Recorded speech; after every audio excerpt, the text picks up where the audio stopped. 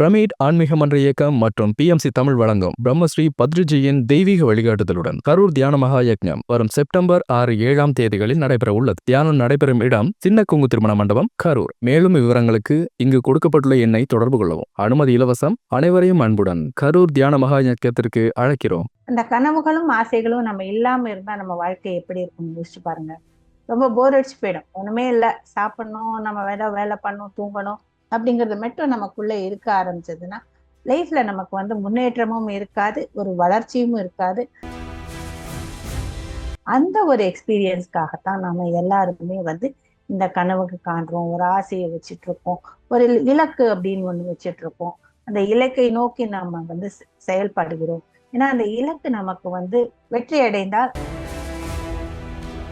அந்த மாதிரி ஒரு ஃபார்முலா தான் இந்த மேனிஃபெஸ்டேஷன், அதாவது வெளிப்படுத்துதல் அப்படின்னு நம்ம சொல்லக்கூடிய ஒண்ணு. அதை எப்படி வெளிப்படுத்துறது அப்படின்னு பார்த்தா அதுக்கு தியானம் ஒரு முறை. இந்த தியானத்தின் வழியாகத்தான் நாம எந்த ஒரு லட்சியத்தையும் நம்மால. தியானம் அப்படின்னு சொன்னோம்னா அது ஆன்மீக முறையை சேர்ந்தது இல்லையா? அப்படி தியானம்னு நம்ம சொல்லும் போது ஆசைகளே இருக்கக்கூடாது, இந்த மாதிரி ரொம்ப ஒரு சிம்பிளான ஒரு வாழ்க்கையை நம்ம வாழணும், பற்றுதல் இல்லாத ஒரு வாழ்க்கையாக இருக்கணும். அது எது தேவையோ அதை மட்டும்தான் நம்ம வெளிப்படுத்த ஆரம்பிக்கணும். அதாவது இது முதலாவது ஒன்று. தியானம் பண்ணும்போது நமக்குள்ள ஒரு விழிப்புணர்வு தேவை வருது. இந்த விழிப்புணர்வுல இது உனக்கு தேவை, இது இவ்வளவுதான் போதும், இதை மேனிஃபெஸ்ட் பண்ணு அப்படிங்கிறது நமக்கு உள்ளுக்குள்ள இருந்தே ஒண்ணு வருது.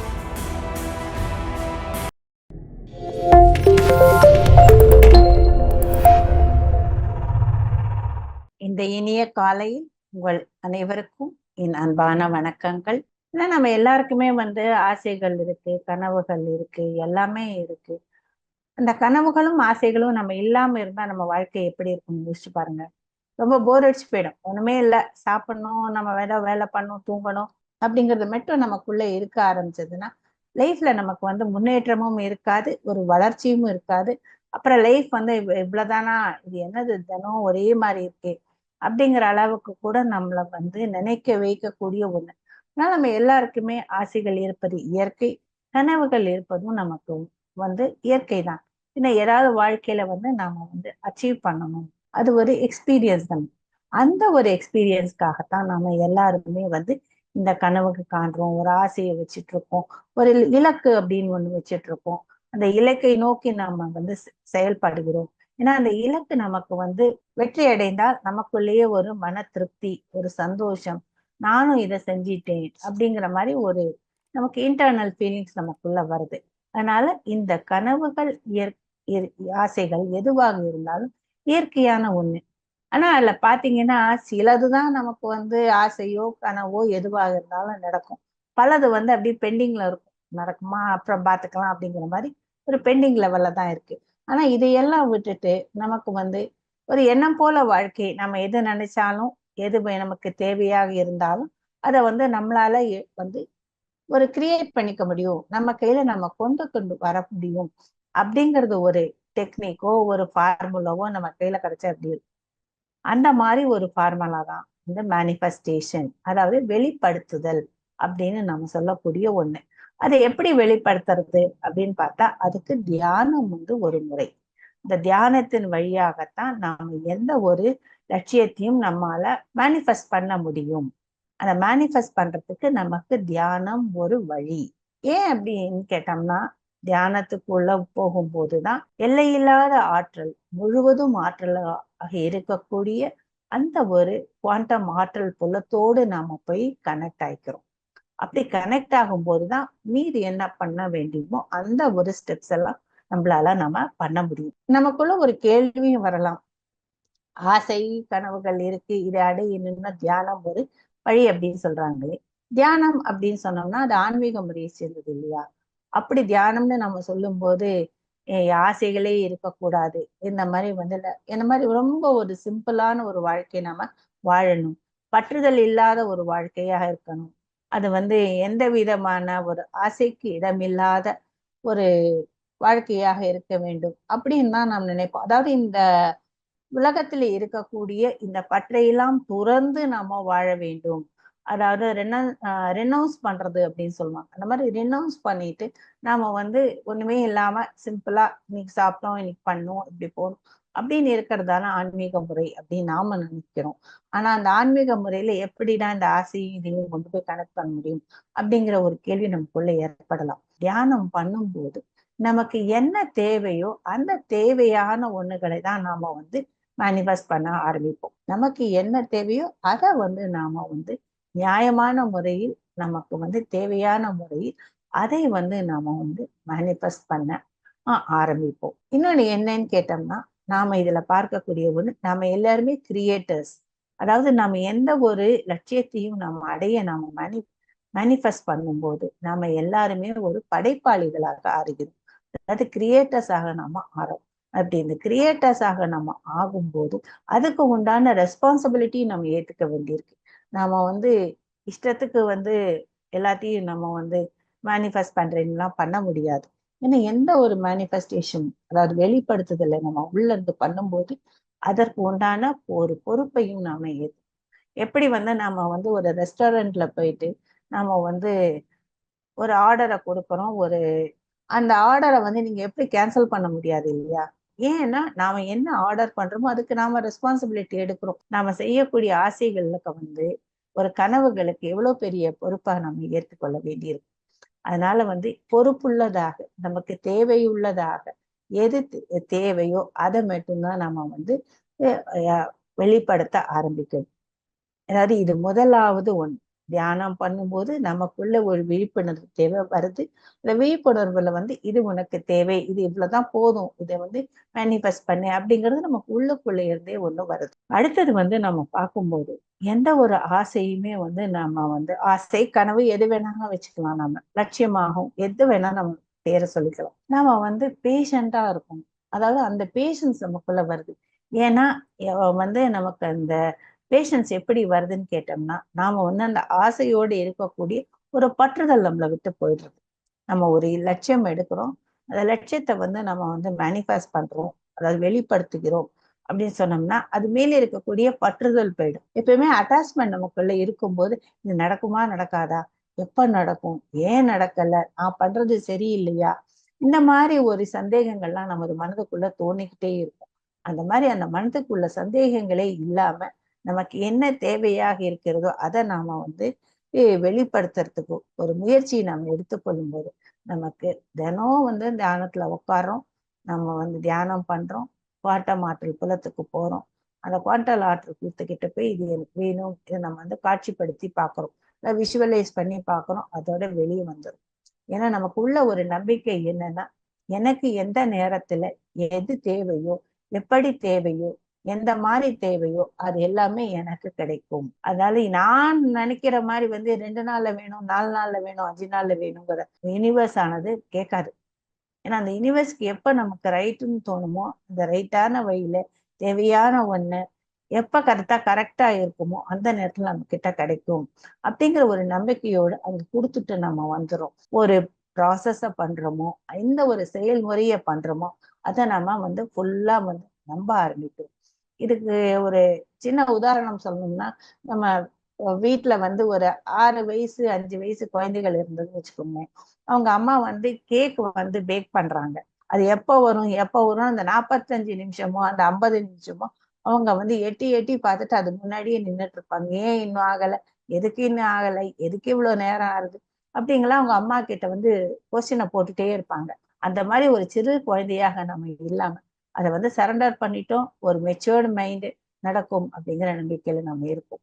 இன்னொன்னு நமக்கு தேவைகள் அப்படின்னு நாம வந்து வெளிப்படுத்த ஆரம்பிக்கும் போது நம்ம நமக்காக மட்டும் சிந்திக்க மாட்டோம். நமக்குள்ள வந்து இன்னும் வேற யாருக்காவது எப்படி நம்மளால உதவ முடியும், நம்ம மற்றவங்களையும் எப்படி நம்ம இதுக்குள்ள வந்து இன்க்ளூட் பண்ணிக்கலாம் அப்படிமோ. அதாவது இப்ப எனக்கு வந்து ஒரு 20 லட்சம் ரூபாய்க்கு வேணும் அப்படின்னு நான் வந்து ஒரு மேனிஃபெஸ்ட் பண்றேன் அப்படின்னு வச்சுக்கோங்க.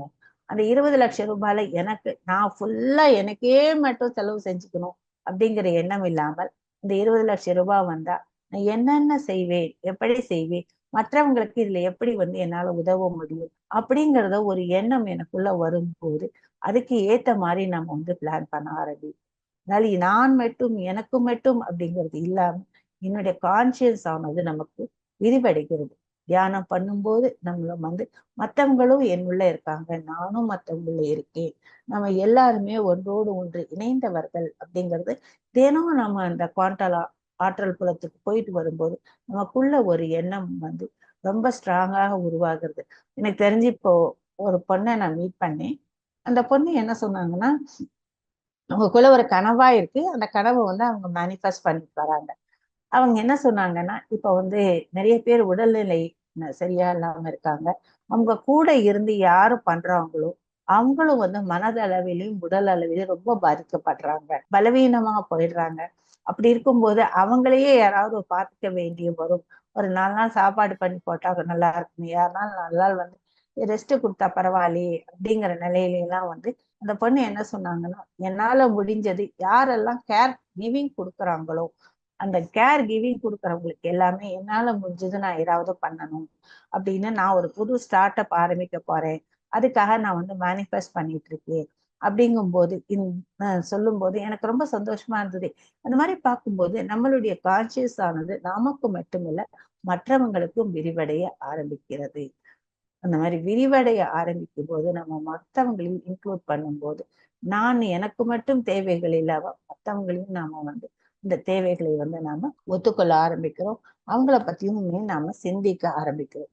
இப்படி நாம வந்து என்ன நமக்கு தேவையோ அந்த தேவைகளை வந்து நமக்கு உருவாக்கி கொடுக்கக்கூடிய ஒரு முறைதான் இந்த வெளிப்படுத்துதல். இந்த வெளிப்படுத்துதலுக்கு வந்து நமக்கு வந்து 5 படிகள் இல்லைன்னா வந்து 5 சூத்ராஸ் இல்லைன்னா 5 செயல்முறைகள் எது வேணாலும் நம்ம சொல்லிக்கலாம். அந்த 5 படிகள் இருக்கு. ஒவ்வொரு படியா நம்ம ஏறி போகும்போது அந்த 5 படிகளை நம்ம முடிக்கும் போது நமக்கு இந்த மேனிஃபெஸ்டேஷன் அப்படின்னு சொல்லக்கூடிய நாம் என்ன நினைக்கிறோமோ அது நம்ம கைக்குள்ள வருகிறது. அதாவது கனவுகளை நினைவாக்கும் 5 அறிவியல் செயல்முறைகள். மனதை ஒருமுகப்படுத்துதல். 2வது வந்து சாத்தியங்களை வெளிப்படைத்தன்மையுடன் பார்க்கும் கண்ணோட்டத்தை வளர்த்து கொள்ளுங்கள். அடுத்தது இலக்குகளை அமைத்து உங்கள் எதிர்காலத்தை கற்பனை செய்யுங்கள். 4வது வந்து ஆழ்மன நம்பிக்கைகளை சீரமைத்தல். கடைசியா ஏற்றுக்கொள்ளுதல், நன்றி தெரிவித்தல். நாம வந்து நமது கனவை நனவாக்க வேண்டும் அப்படிங்கிற ஒரு முறை நமக்கு தேவை அப்படின்னா அதுல இருக்கக்கூடிய இந்த 5 செயல்முறைகள் இருக்கு. இதுல வந்து முதலாவதாக நம்ம பார்க்கக்கூடியது இந்த மனதை ஒருமுகப்படுத்துதல்.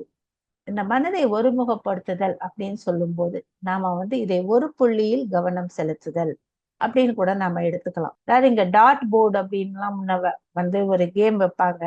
அந்த கேம்ல வந்து ஒரு ரவுண்டா ஒரு ஃபிகர் மாதிரி இருக்கும், அதுக்குள்ள நிறைய கோடு கோடா போட்டிருப்பாங்க, சின்ன ஒரு ஆரோ மாதிரி கொடுப்பாங்க. அந்த ஆரோ வந்து நம்ம கரெக்டா அந்த ரவுண்டோட சென்டர்ல நம்ம வந்து த்ரோ பண்ணணும். அப்படி அந்த சென்டர்ல போய் அந்த நம்ம கொடுக்கக்கூடிய அந்த ஒரு ஆரோ போய் சேர்ந்ததுன்னா அப்ப வந்து நமக்கு வந்து அந்த கேம்ல வந்து நம்ம வின் பண்ணதாக சொல்லுவாங்க. அந்த மாதிரி வந்து நாம வந்து எந்த ஒரு கனவை எடுக்கிறோமோ இலக்கை எடுக்கிறோமோ அதுல நமக்கு ஒருமுகமான கவனம் இருக்கணும். ஒருமுக கவனம்னா என்ன? கவனம் சிதறாம இருக்கணும். நம்ம என்ன எடுத்திருக்கோமோ 100% நம்மளோட கவனம் அதுக்குள்ள இருக்கணும். ஒரு இலக்கை எடுக்கும் போது கவனத்தை சிதறாமல் நம்ம அதை மட்டும் ஃபோக்கஸ் பண்ணிட்டே இருந்தோம்னா தான் அடுத்து என்ன பண்ணணும், எந்த மாதிரி முயற்சிகள் எடுக்கணும், யாரை போய் அப்ரோச் பண்ணணும், எந்த மாதிரி நம்ம இதை வந்து வளர்த்து கொண்டு போகலாம், இப்படிலாம் நம்ம மனசுல வந்து ஐடியாஸ் வரும். ஆனா அந்த கவனம் வந்து இன்னைக்கு வந்து இப்போ ஒண்ணு பண்றது, நாளைக்கு வந்து பண்றது, திரும்பி வந்து பாதி நேரம் வந்து நம்ம என்ன இலக்கை வச்சிருக்கோமோ அதை விட்டுட்டு வேற என்ன பத்தி யோசிச்சுட்டு இருந்தோம்னா அது வந்து நமக்கு ஒரு கிளாரிட்டி இருக்காது. தெளிவு இருந்தாதான் வந்து நம்மளால எந்த ஒண்ணுமே வந்து கிளியர் கட்டாக சக்சஸ்ஃபுல்லாக பண்ண முடியும். நம்ம தினம் தியானம் பண்ணும்போது நாம வந்து என்ன பண்றோம், நமக்கு மனதுக்கு வந்து நாம ஓய்வு கொடுக்குறோம். இப்படி மனது நம்ம ஓய்வு கொடுக்கும் போது கொஞ்சம் கொஞ்சமா பார்த்துட்டு பண்ணோம்னா நம்ம மைண்ட்ல வந்து என்ன தேவையில்லாத எண்ணங்கள் இருக்கோ அந்த தேவையாத இல்லாத எண்ணங்கள் எல்லாமே நம்மளை விட்டு வெளியே போயிட்டு எந்த எண்ணங்கள் நமக்கு தேவையோ எது நமக்கு பயனுள்ளதாக இருக்குமோ அது மட்டும்தான் நமக்குள்ள இருக்க முடியும் அப்படிங்கிற ஒரு நிலை வரும். அதாவது தினசரி மூச்சு தியானத்தை பயிற்சி செய்வதன் மூலம் கவனம் குவித்தல், மனதின் ஆற்றல்கள், உடல் ஆரோக்கியம் மற்றும் மனநலம், உணர்ச்சி ஒழுங்குமுறை ஆகியவை வளர்க்க முடியும். அது மட்டும் இல்லாம நமக்கு தெரியும் நம்மள எமோஷன்ஸை வந்து நம்ம எப்படி கண்ட்ரோல் பண்ண முடியும். அப்புறம் வந்து நமக்கு அறிவாற்றல் திறமைகள் எல்லாம் வளர்றதுனால இந்த மாதிரி ஒரு நல்ல ஒரு ஃபோக்கஸிங் வர்றது மட்டும் இல்லை, பிரெயின்ல புது புது குரோத்ஸ் எல்லாம் வர்றதுனால அந்த ஒரு பாயிண்டட் ஃபோக்கஸ், நல்ல ஒரு அறிவாற்றல் திறன் சொல்றோம் இல்லையா, அதாவது கான்சென்ட்ரேஷன், ஃபோக்கஸ், இதெல்லாமே நமக்கு டெவலப் ஆகிறது. அடுத்தது வந்து நம்ம பார்க்கக்கூடியது வந்து சாத்தியங்களை வெளிப்படுத்தும் தன்மை, அதாவது பார்க்கும் கண்ணோட்டத்தை நம்ம வளர்த்து கொள்ள வேண்டும். எல்லாம் ஆற்றல்களால் ஆனது மற்றும் பிரபஞ்சத்தில் அளவற்ற அனுபவங்கள் உள்ளன. இந்த அனுபவங்களை வெளிப்படைத்தன்மை உடனிருந்து தினசரி தியானத்தின் மூலம் உங்கள் வாழ்க்கையில் வெளிக்கொணர அனுமதிக்கும். அதாவது நேற்று நம்ம பார்த்தோம், நாம எல்லாருமே ஆட்டம்ஸால செய்யப்பட்டிருக்கோம். மீதி எந்த பொருளும் அதே அணுக்களால, அணு துகள்களால தான் செய்யப்பட்டிருக்கு. அந்த அணு துகள்கள் இருக்கக்கூடியது எல்லாமே உள்ள வந்து காலியாக இருக்கு. அந்த காலியாக இருந்தாலும் அது முழுவதும் வந்து ஆற்றலால நிரப்பப்பட்டிருக்கு. அதாவது 99.9999% வந்து அது ஆற்றலால வந்து நிரப்பப்பட்டிருக்கு. ஆனா வந்து பருப்பொருள்ங்கிறது அதுல 0.00001% தான் இருக்கு. நாம வந்து என்ன பண்றோம், அந்த பருப்பொருள், அதாவது வந்து அந்த மேட்டர் இருக்கு இல்லையா, அந்த மேட்டர் தான் உண்மை. அதாவது நம்ம இந்த உடலை சார்ந்த உணர்வுகள், அப்புறம் உடலைனால வந்து நம்ம என்னென்னலாம் அச்சீவ் பண்ண முடியுமோ அதை மட்டும்தான் நாம வந்து பண்ண முடியும் அப்படின்னு நாம நினைச்சிட்டு இருக்கோம். அதனால வந்து நம்மளுடைய பாசிபிலிட்டி அப்படிங்கிறது வந்து ரொம்ப குறுகிய ஒண்ணாக இருக்கு. ஏன்னா நம்ம அதை வந்து ஐம்புலன்களால நம்மளால எது கிரகிக்க முடியுமோ, எதை உணர முடியுமோ அந்த அளவுக்கு தான் அந்த பாசிபிலிட்டிஸ் நமக்கு தெரியுது. ஆனா பாசிபிலிட்டிஸ்ங்கிறது வந்து எண்ணற்றதாக இருக்குங்கிறது நமக்கு தெரியாது. நாம இந்த பருப்பொருள் நிலையில், அதாவது பிசிக்கல் லெவல் இருக்கும்போது நமக்கு தெரியாது. ஏன்னா நம்ம ஏதாவது ஒரு காரியம் பண்ணணும்னா அதுக்கு வந்து ஒரு 5-6 ஆப்ஷன்ஸ் தான் நமக்குள்ள தெரியும்.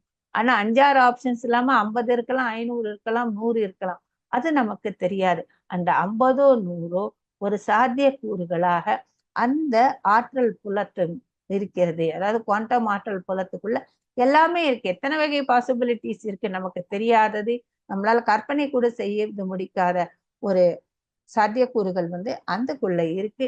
அதனால வந்து நாம நினைக்கிற மாதிரி கொஞ்சமா இருக்கிறதுனால நம்மளால இது நடக்குமா நடக்காதா, செய்ய முடியுமா, கிடைக்குமா கிடைக்காதா அப்படிங்கிற ஒரு சந்தேகத்தோட நம்ம வந்து பண்ணிட்டு இருக்கோம். ஆனா அந்த சந்தேகங்கள் நிவர்த்தியாகி அது எப்படி வேணா நமக்கு நினைக்கலாம். எந்த பாசிபிலிட்டிஸ் நமக்கு வந்து ஒரு கண்ணுக்கே தெரியாம எண்ணத்துக்கே வந்து ஒரு பிடிபடாத ஒரு நிலையில் அந்த சாத்தியங்கள் இருக்கு. ஏன்னா அவை எல்லாமே வந்து ஒரு எலக்ட்ரான் வடிவத்துல அந்த ஆற்றல் புலத்துக்குள்ள இருக்கிறது மட்டும் இல்லாம அவைகள் வந்து ஒரு அலைத்தன்மையாக இருக்கு. ஏன்னா அது ஃபுல்லா எனர்ஜியாக இருக்கிறதுனால அலைத்தன்மையாக இருக்கு. அந்த எல்லாமே வெயிட் பண்ணிட்டு இருக்கு. யாராவது என்ன கூப்பிட மாட்டாங்களா, யாராவது என்ன பார்க்க மாட்டாங்களா, அப்படி பார்த்தான்னா நாம வந்து அதை வந்து ஒரு பாசிபிலிட்டியா போயிடலாமே அப்படின்னு அவ எல்லாமே வெயிட் பண்ணிட்டு இருக்கிறதாக சொல்றாங்க. அதுதான் இந்த குவாண்டம் இயற்பியல் சொல்றது. அப்படி அதை வெயிட் பண்ணிட்டு இருக்கிறத வந்து நாம வந்து நம்மளுடைய கவனத்தால அதை நம்ம ஈர்க்கிறோம். அப்படி இருக்கும்போதுதான் நமக்கு வந்து வேண்டியது கிடைக்கிறது. அதாவது வந்து ரெண்டாவது, நாம எல்லாருமே ஆற்றல், நமக்குள்ள வந்து இத்தனை ஆற்றல் இருக்கு. 99.99% ஆற்றல் நமக்குள்ள இருக்கும்போது நம்மளால எதையும் சாதிக்க முடியும், நினைத்ததை என்னால் நடத்தி காட்ட முடியும் அப்படிங்கிற அளவுக்கு நமக்குள்ள ஒரு நல்ல ஒரு நம்பிக்கையும் வருது, நல்ல ஒரு ஃபோர்ஸ் எனர்ஜியும் வருது. அதனால இந்த எனர்ஜி நமக்கு, நாம எல்லாருமே வந்து எனர்ஜி, நமக்கு ஃபுல் எனர்ஜி இருக்கக்கூடிய ஒரு எண்ணம். பிளஸ் நமக்கு வந்து நமக்கும் தெரியாம எத்தனையோ வந்து அங்க சான்சஸ் இருக்கு நான் கேட்டதை நடத்துக்கிறதுக்கு அப்படிங்கறத நமக்கு புரிய ஆரம்பிக்கும் போது நமக்கு வந்து நம்ம எதை தேவையோ அதை நாம செயல்படுத்தக்கூடிய ஒரு ஈஸியான மெத்தடாகவும் இது இருக்கு. நமக்கு வந்து மேற்கொண்டு இதை புரிந்து கொள்ளவும் நம்மளால முடியும்.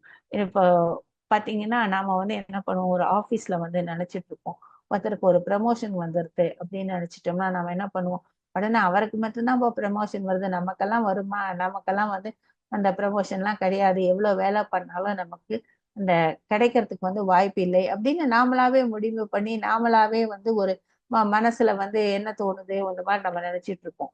ஆனா நாம வந்து இந்த மாதிரி நம்ம கிட்ட ஒரு மேனிஃபெஸ்டேஷன், அதாவது வெளிப்படுத்தும் ஒரு தன்மை, இந்த வந்து 5 படிகள் நம்ம கையில இருக்கும்போது நம்ம நினைப்போம், ஓகே அவருக்கு ப்ரமோஷன் கிடைச்சதா குட் அப்படின்னு போயிட்டு நாமளே வந்து ஓப்பன் மைண்டடா அவருக்கு கங்க்ராச்சுலேட் பண்ணிட்டு அவரோட சந்தோஷத்திலையும் நம்ம பகிர்ந்து கொள்ளுவோம். ஏன்னா நம்ம எல்லாருமே இன்டர் கனெக்டட். அதனால வந்து அவர்கிட்ட போய் நம்ம வந்து அழகா நம்மளோட உணர்ச்சிகளை பாசிட்டிவாக கங்க்ராச்சுலேட் பண்ணிட்டு நீங்க நல்லா பண்ணுங்க அப்படின்னு ஓப்பனா சொல்லிட்டு வந்துருவோம். அட் த சேம் டைம் நமக்குள்ள என்ன நம்பிக்கை இருக்கும், எனக்கு தேவையான கண்டிப்பாக எனக்கும் இந்த ப்ரமோஷன் வரும். ஒருவேளை இதே கம்பெனில நாளைக்கு எனக்கு கிடைக்கலாம், ஒரு 2 மாசத்துக்கு கழிச்சு கிடைக்கலாம். அப்படி 2 மாசத்துக்கு கழிச்சு கிடைக்கலையா, நான் போய் எனக்கு யார் பாஸ் இருப்பாங்களோ அவங்க கிட்ட போய் என்னால தெளிவாக பேச முடியும். எனக்கு இந்த மாதிரி இருக்கு சார், ஏன் எனக்கு கிடைக்கல, நான் எந்த விதத்துல நான் இம்ப்ரூவ் பண்ணணும், எந்த மாதிரி நான் பண்ணணும் அப்படிங்கறத பத்தி நம்ம அவர்கிட்ட போய் பேசக்கூடிய அளவுக்கு நமக்கு ஒரு தைரியம், ஒரு செல்ஃப் எக்ஸ்பிரஷன் நமக்குள்ள வரும். பயம் இல்லாம அது வெளியே வரும். சரி, அதுக்கும் இல்லையா, நமக்கே தெரியாம திடீர்னு சொல்லிட்டு ஏதாவது ஒரு அந்த இடத்துல ஒரு வேகன்சி கிரியேட் ஆகலாம், ஏதாவது ஒரு ஆப்பர்ச்சுனிட்டி அந்த இடத்துல கிடைக்கலாம். அப்ப நம்மளையே அந்த இடத்துக்கு வந்து ப்ரமோஷனும் பண்ணறதுக்கு சான்ஸ் இருக்கு. அதனால வந்து எது எப்படி நமக்கு கிடைக்குங்கிறது நமக்கு தெரியாது. ஆனா எதை நமக்கு எப்படி கொடுக்கணும், இந்த நேரத்துல கொடுக்கணும் அப்படிங்கறதுதான் வந்து அந்த யூனிவர்ஸுக்கு தெரியும். அதனால அதை நம்பி நாம வந்து இதை செய்யறோம். இன்னொன்னு, இது பக்கத்துல பாத்தீங்கன்னா நமக்கு இன்ஃபினிட்டி சிம்பிள் அப்படின்னு சொல்லுவாங்க. அந்த நம்ம நேரா போட்டிருக்க எட்ட சைடா போட்ட மாதிரி இருக்கு. இதோட இது என்னன்னு நம்ம பார்க்கும்போது இதற்கு எங்க முடிவு இருக்கு, எங்க ஆரம்பம் இருக்குன்னே தெரியல. அதனால எல்லா இடத்துலயுமே எல்லா இதுவுமே நிறைந்து இருக்கிறது அப்படின்னு காட்டக்கூடிய ஒரு இன்ஃபினிட் சிம்பிளாக நம்ம இருக்கலாம். அதாவது குறுகியது கிடையாது, விரிந்து இருக்கு.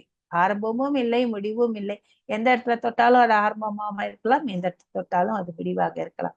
அப்படிங்கிற இந்த ஒரு இன்ஃபினிட்டி சிம்பிளையும் நாம வந்து இதோட சேர்த்து இணைத்துக்கலாம். அதனால இன்னைக்கு நம்ம 2 பார்த்திருக்கோம். ஒண்ணு வந்து நாம வந்து ஒருமுகப்படுத்தும் ஒரு மனத்தன்மையை நம்ம வளர்த்து கொள்ள வேண்டும். 2வது, நம்ம புரிஞ்சுக்கிறோம் நிறைய வந்து இந்த இதுல வந்து பாசிபிலிட்டிஸ் இருக்கு. அந்த பாசிபிலிட்டிஸ் நம்ம கையில கிடைக்கும் போது நம்மளால கண்டிப்பா நமக்கு தேவையான செய்து கொள்ள முடியும் அப்படிங்கிற நம்பிக்கை நமக்கு இருக்கு. என் அன்பான வணக்கங்கள்.